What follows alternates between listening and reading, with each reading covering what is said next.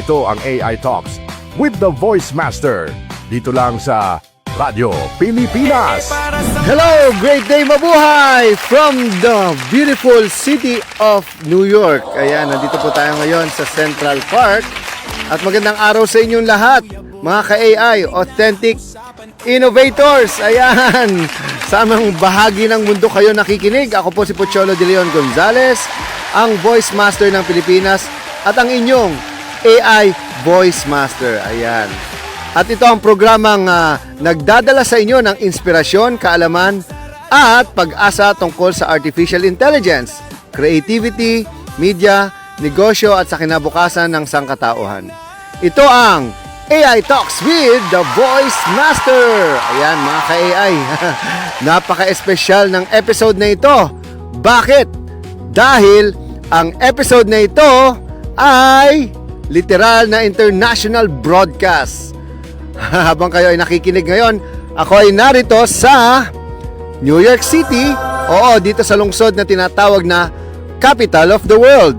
Isang lungsod na puno ng negosyo, kultura, media, innovation at teknolohiya, kung saan halos bawat kanto, ayan, ay may kwento.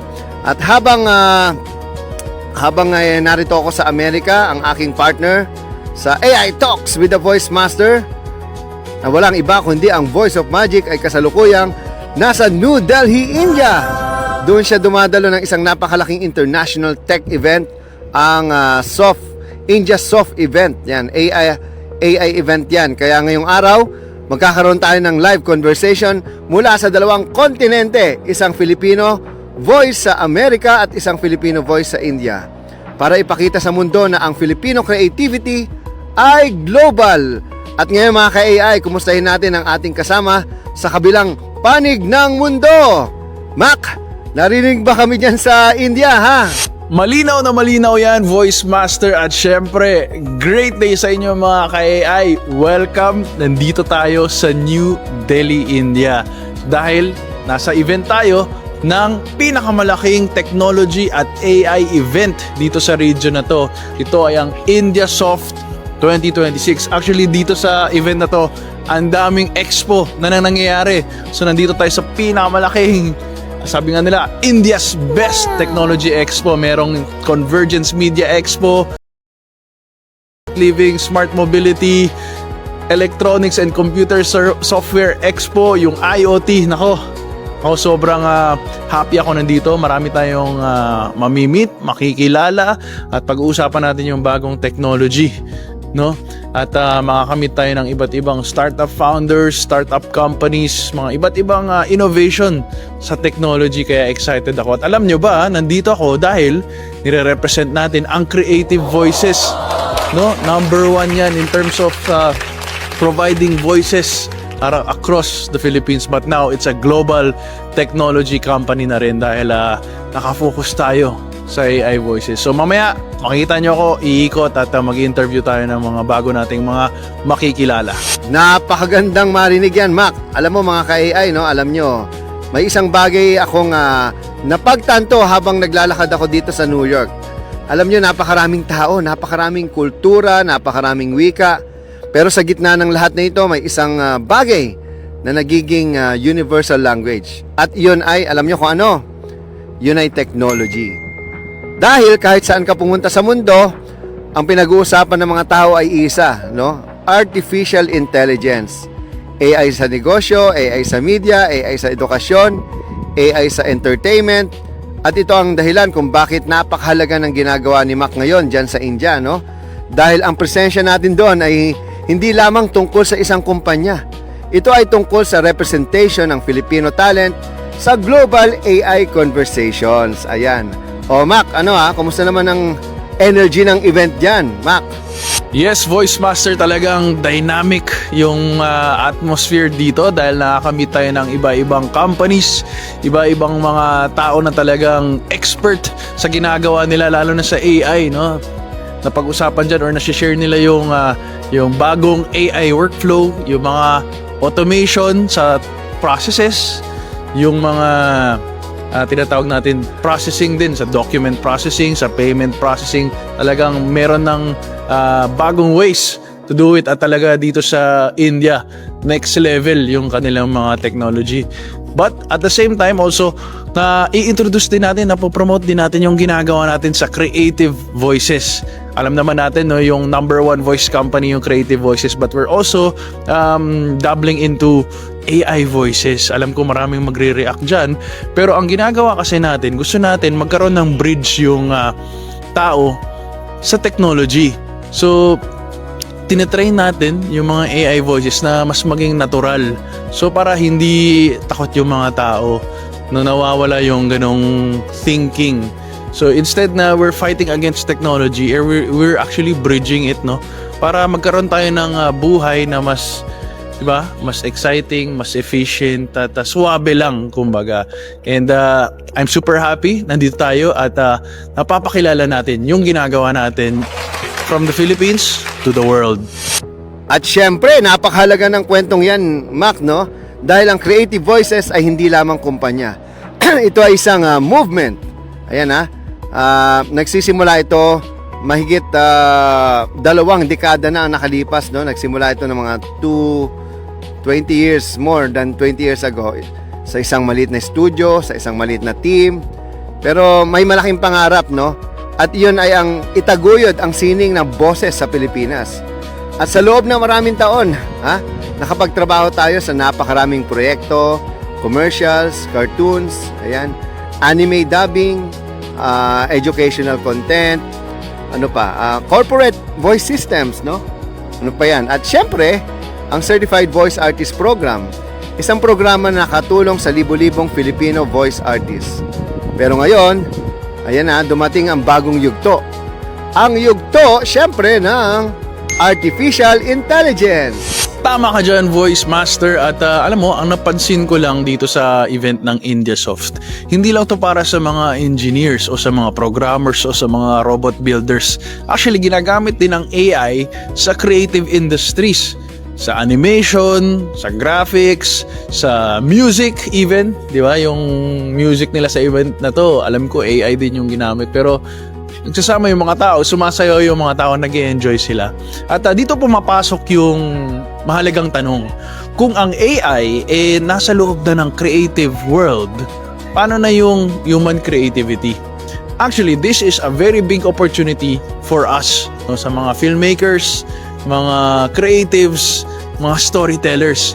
Actually, mas dadami yung gagawin natin at mas magiging importante at mahalaga yung magiging role natin dito. At dito ko gustong ipaliwanag sa ating mga ka-AI ang isang napakahalagang bagay, no? Maraming tao natatakot sa AI. Iniisip nila na papalitan nito ang mga artista. Pero para sa akin, hindi yun ang tunay na nangyayari. At ang tunay na nangyayari ay ito. Ang AI ay bagong instrumento. Parang camera, no? Parang microphone. Ayan, parang ito. Parang computer. Nung unang lumabas ang camera, syempre, may nagsabi rin na mamamatay ang painting. Pero hindi rin naman nangyari yon. Sa halip, nagkaroon ng bagong art form. Ganon din ang nangyayari sa AI. Tama ba, Mac? At yun ang dahilan kung bakit mahalaga yung ginagawa natin ngayon, Voice Master. Dahil kung wala ang Filipino representation sa AI, paano nila maririnig yung boses natin? Paano maririnig ng buong mundo yung kwento ng Pilipino, yung mensahe ng Pilipino? At kaya dito sa Indiasoft na event, isa sa mga pinapakita natin yung posibilidad ng Filipino AI voices. Dahil hindi lamang to para sa Pilipinas, ito ay para sa buong mundo. Napakagandang punto yon, Mac, no? At mga ka-AI, sa susunod na bahagi ng ating programa, pag-uusapan natin ang mas malalim na tanong. Ano ba ang future ng voice acting sa panahon ng artificial intelligence? Ayan at paano natin sisiguraduhin na ang Filipino voice ay nananatili o mananatiling makapangyarihan sa global AI era? Kasama natin mula sa New Delhi, India, ang aking partner sa AI Talks, ang Voice of Magic, Mac Florendo. Mac, kanina ay napag-usapan natin ang tungkol sa Indiasoft AI event at kung paano nakikita ng mundo ang AI ngayon. Pero gusto ko lang itanong sa iyo to, Ano ang pinaka nakakagulat na bagay na napansin mo sa event na ito? Voice Master, kung may isang bagay na masasabi ko tungkol dyan, AI is literally everywhere. Halos bawat kumpanya dito merong AI component na sa mga produkto nila, no, sa mga services nila. May AI para sa software development, sa healthcare, sa agriculture, sa monitoring, sa education, sa finance. At syempre, napakaraming tools din na para sa syempre creative industries. Merong AI sa video games, no, meron tayong na-meet diyan. Meron sa music creation, meron sa animation, sa voice technology. At pero ito lang yung napansin ko. Kahit gaano kalakas ang AI, hinahanap pa rin ng mga tao, syempre yung human creativity. Napakahalaga na sinabi mo, Mac. Dahil maraming tao ang nag-iisip na ang AI ay papalit sa tao. Pero nakikita ko, ang AI ay nangangailangan pa rin ng tao. AI can generate, AI can process, AI can analyze, pero ang AI ay walang imagination, emotion, at purpose. Ang mga bagay na yun ay nagmumula pa rin sa human mind, no? Pero sa totoo lang, ang hinaharap natin ay hindi tungkol sa artificial intelligence. Ito ay tungkol sa human intelligence amplified by AI. Alam mo, Voice Master, gusto kong itanong sa'yo to, no? Alam naman natin na kayo ang pioneer sa voice acting industry sa Pilipinas. At alam naman natin na maraming voice actors ngayon ang natatakot sa AI voices. Bakit ba, no? Bakit bang ganun? Ano bang mensahe mo para sa kanila? Magandang tanong yan, Mac. At gusto ko rin maging diretso at tapat sa sagot ko, ha. Ang AI, voice technology, ay hindi na mawawala. Hindi ito fad, hindi ito experiment. Ito ay permanent part ng future ng media. Kaya kung ikaw ay voice artist, may dalawang choice ka. Una, labanan ang AI. O pangalawa, gamitin ang AI. Pero para sa akin, ang mga voice artist na matatalino ay hindi lalaban sa AI. No? Ang gagawin nila ay ito. Isipin ninyo ito, mga ka-AI, ha. Isang voice actor na dati nakakagawa lamang ng ilang recording sa isang araw, ngayon ay maaari na magkaroon ng AI voice model na nakakapagtrabaho sa iba't ibang proyekto sa buong mundo. Hindi yon pagkawala ng opportunity, yun ay pagdami ng opportunity. At yun nga ang isa sa mga bagay na pinapaliwanag ko dito sa event na to, na ang Pilipinas ay malaki din ang potential sa voice technology dahil kilala ang Pilipino sa pagiging magaling sa English, no? Clear English, impressive voice acting, at natural ang storytelling natin. At kung pagsasamahin mo yun sa AI technology, napakalawak ng posibilidad. Exactly! At ito ang gusto kong ipaintindi sa ating mga kababayan.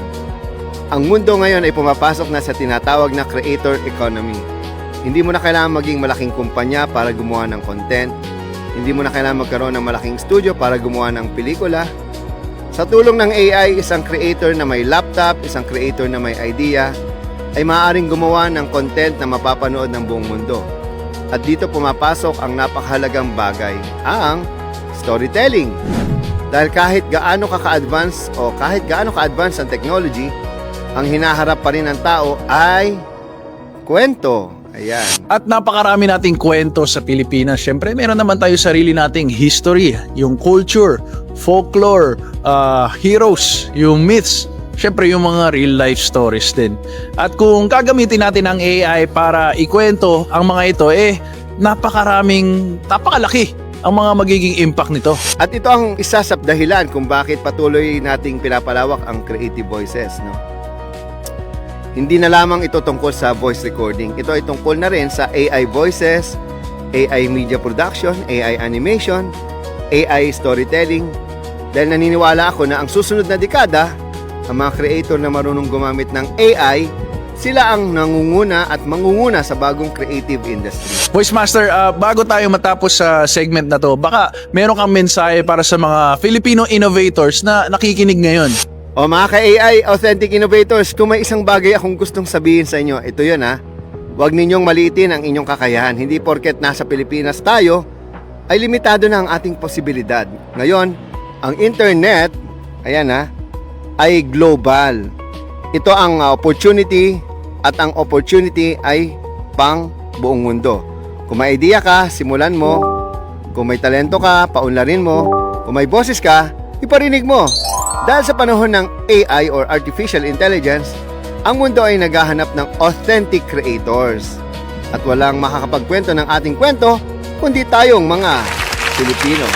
O mga ka-AI, sa susunod na bahagi ng ating programa, magbibigay pa ng update si Mac tungkol sa mga bagong technologies na nakikita niya sa IndiaSoft AI event.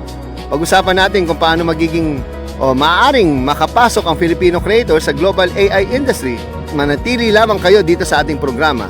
Mula sa New York City at mula sa New Delhi, India, ito ang AI Talks with The Voice Master. Great day, mabuhay mga ka-AI, authentic innovators. Nagbabalik tayo dito sa AI Talks with The Voice Master, no? Ako rin ang inyong lingkod, Cholo de Leon Gonzalez, The Voice Master, at ang inyong AI Voice Master. Maraming salamat Voice Master at great day pa rin dyan sa ating mga ka-AI. Alam mo, napakaganda ng pinag-uusapan natin dahil literal, bihira yung pagkakataon na yung programa ay nag-uugnay sa dalawang bahagi ng mundo. Kayo nasa New York, ako naman nasa New Delhi, India.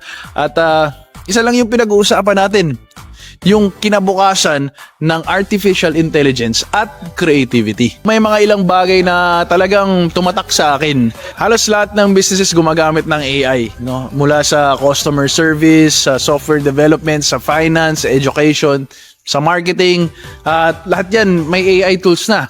Pangalawa, napakalaki ng focus ngayon sa AI media generation. So ano ba to? So sa AI video, sa AI graphics, sa animation, sa voice, sa music, at sa creative industry ngayon, nagiging AI powered na rin. At pangatlo, ang pinakamalaking opportunity talaga dito, ang nakita ko at ang napansin ko is yung global collaboration. Yun ang hinahanap ng maraming companies ngayon, no? Hindi lang to para sa mga naghahanap ng technology partners, no?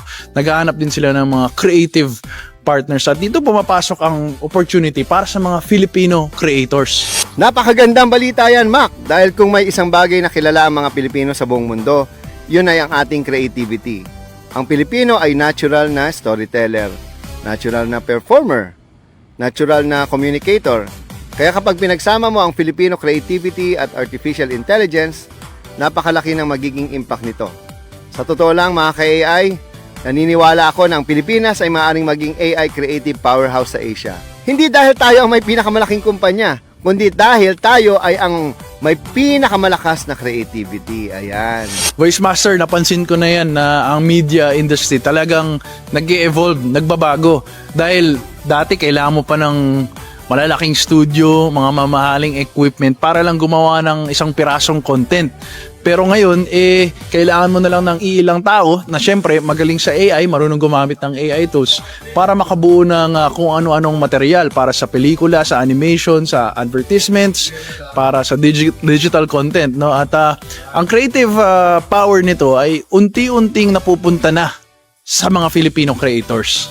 At itong creative power na to ay unti-unti nang napupunta sa mga individual creators. Tama ka dyan, Mac. Ito ang dahilan kung bakit napakahalaga ng AI literacy. Yan kung ang mga creators ay marunong gumamit ng AI, mas mapapalawak nila ang kanilang creativity.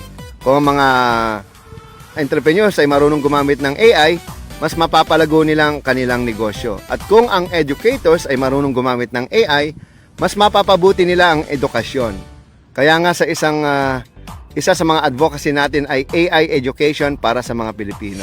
Voice Master, kung merong nakikinig ngayon na isang Filipino creator na gustong pumasok sa mundo ng AI industry, ano ba ang unang hakbang na dapat nilang gawin?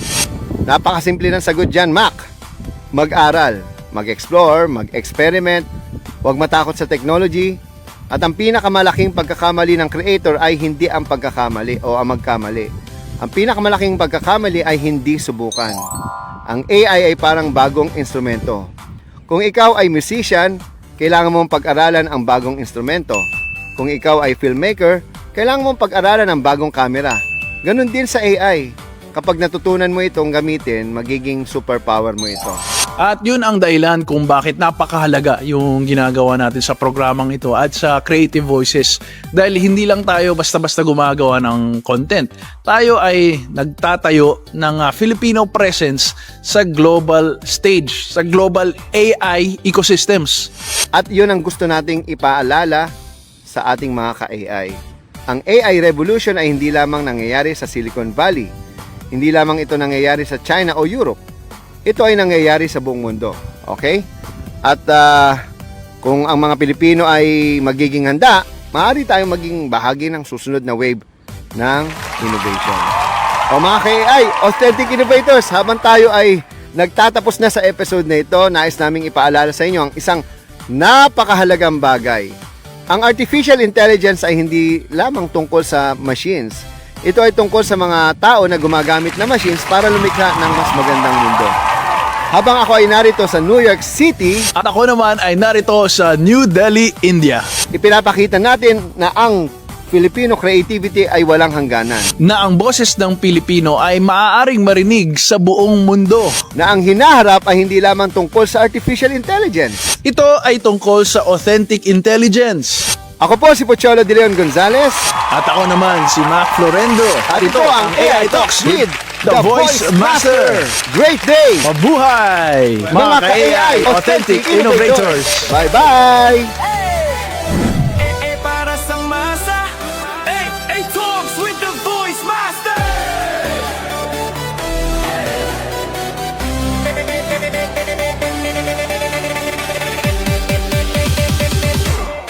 Sa tindahan ni Aling Nena, sa sakayan ni Kuya Boy, may narinig na usapan, AI daw di lang laruan, hoy! Pangmayaman yan, sabi ng tambay sa kanto. Pero teka, kahit ako, pwede palang matuto. Hindi kailangan ng diploma o Ingles-Inglesan, basta may tanong, kasagot ay kaalaman. Sa radyo o online, may matututunan. AI'y para sa masa, para sa sambayanan. Hey! Ay para sa masa, sa radyo humahataw. Kwento mo ay mahalaga kahit ikaw ay simpleng tao. A-Talks with the Voice Master, lakas ng bagong sigla, boses ng bawat buwan, para sa bagong Pilipinas. Si Lola Inday nagtanong habang naglalaba, yung AI ba pwede rin sa matanda na? Opo naman Lola, gamit mo yan sa negosyo o kahit sa pag-order ng itlog, mantika sa tindahan mo. AI sa karinderya, AI sa eskinita, AI sa estudyante, vlogger sa probinsya, tindera, tanod, magsasaka o tsuper, lahat pwedeng matuto, basta wag kang tatama-tama. Ay para sa masa, sa radyo humahataw. Kwento mo ay mahalaga kahit ikaw ay simpleng tao. A-Talks with the Voice Master, lakas ng bagong sigla, boses ng bawat huwan, para sa bagong Pilipinas.